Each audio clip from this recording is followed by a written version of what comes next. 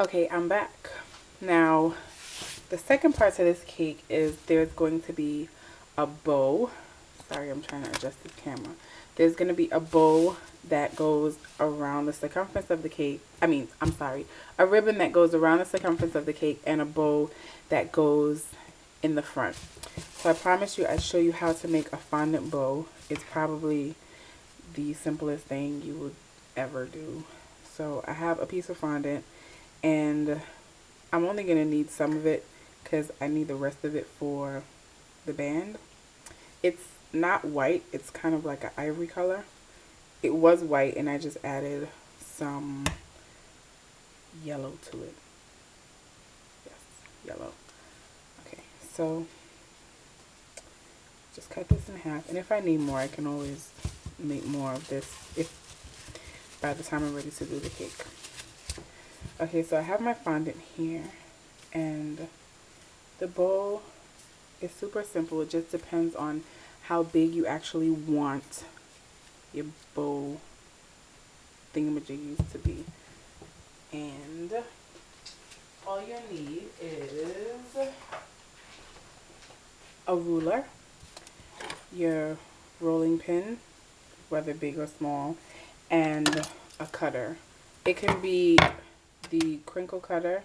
This is going to make it like a crinkly edge, and then this one is just the straight edge. I am going to go for straight edge because it's for someone who I think is turning like probably like 26 or something, and I don't think she would want a crinkly edge. You normally use it for like kids cakes or something. So enough rambling.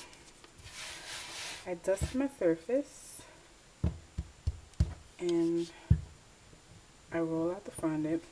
Now the thicker you do your bow is the longer it takes to dry. This is something else that you probably want this to dry for a few days before the cake. Now this part is super thin and sticking to the board. So I'll roll it over.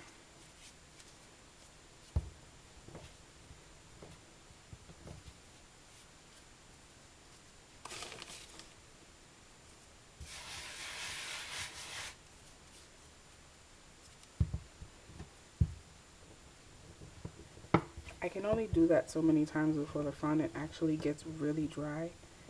And then if that happens, I just put it in the microwave for a few seconds. And it should be back to normal. I don't really think I want to make like a huge bow, but I don't want it to be too small. So basically what you need is like 3 pieces for the bow. The 2 loops at the end and the piece in the middle. So for the 2 loops at the end, you just need 2 strips that's equal in length. So if you're going to do one, let's see, we'll make this about, let's say 3, okay, we'll do 3.5 centimeters wide.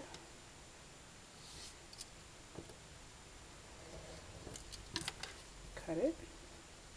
Don't worry, it's going to be too long, but eventually you'll cut it again. So then we just do another 3.5 centimeters.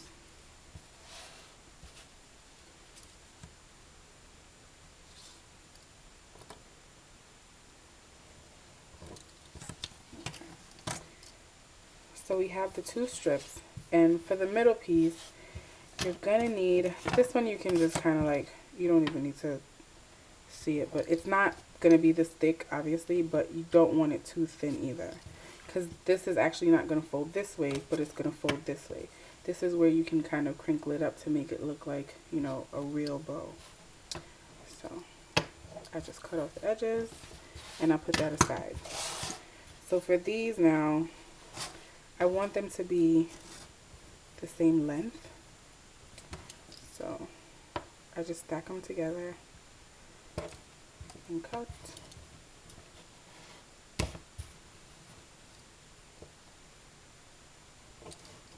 Okay. So the bow, you basically take this piece, you're going to fold it over in half, and then you are going to stick this side together. Now, how you want the bow to look, how realistic you want it to look, depends on what you do here. So if you want this to fold in, you can fold it in and then pinch it together. If you want it to be straight, you can, but I don't know what I want to do yet.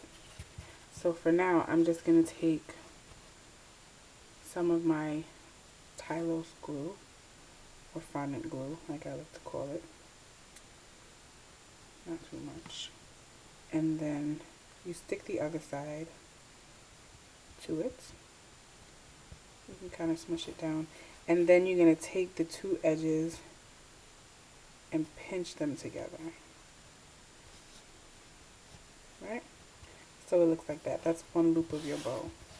So then you just do the same thing with the other side.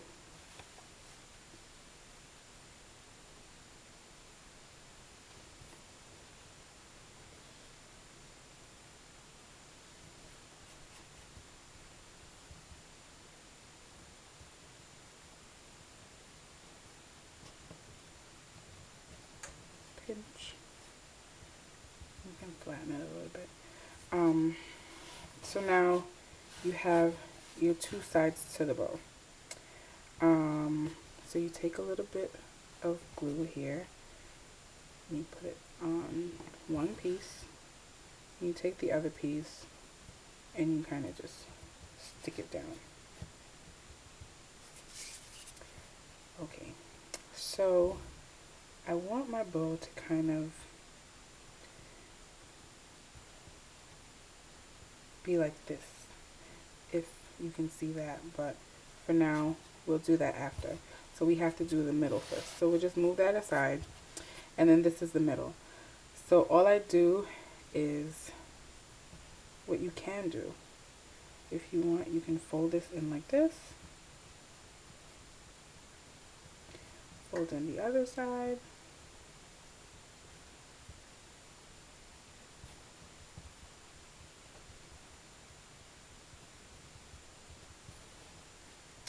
And then you can take it and put as many crinkles as you want, as big as you want them, because this is going to basically go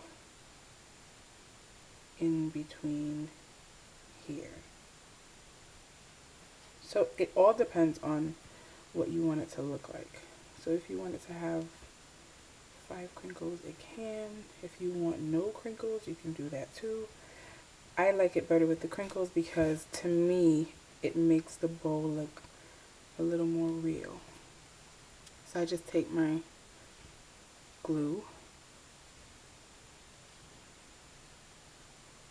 and this is edible, so even if someone did decide to eat a big lump of fondant, which I don't think I would advise anyone to, they won't die. Okay, so I just take it and I stick it on.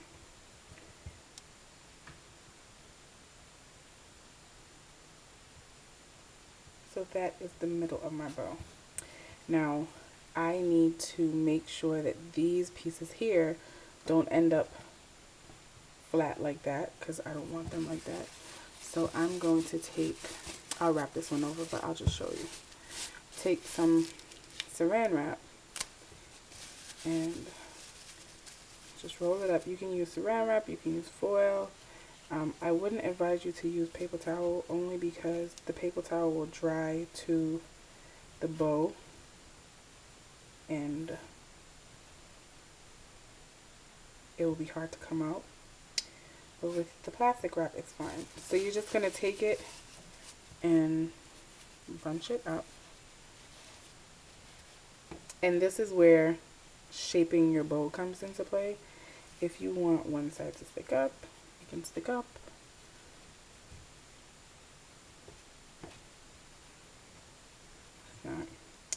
And that's it. So what I'm going to do is, this is my bow. Pretty fragile now, but it'll get hard. And then you just put it somewhere and you let it dry. In this case, the cake that I'm doing this with is actually next week. It's for next week. So I am going to have this drying for a while.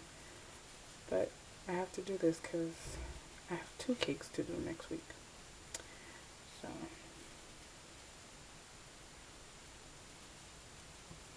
alright. So that is how you make a fondant bow.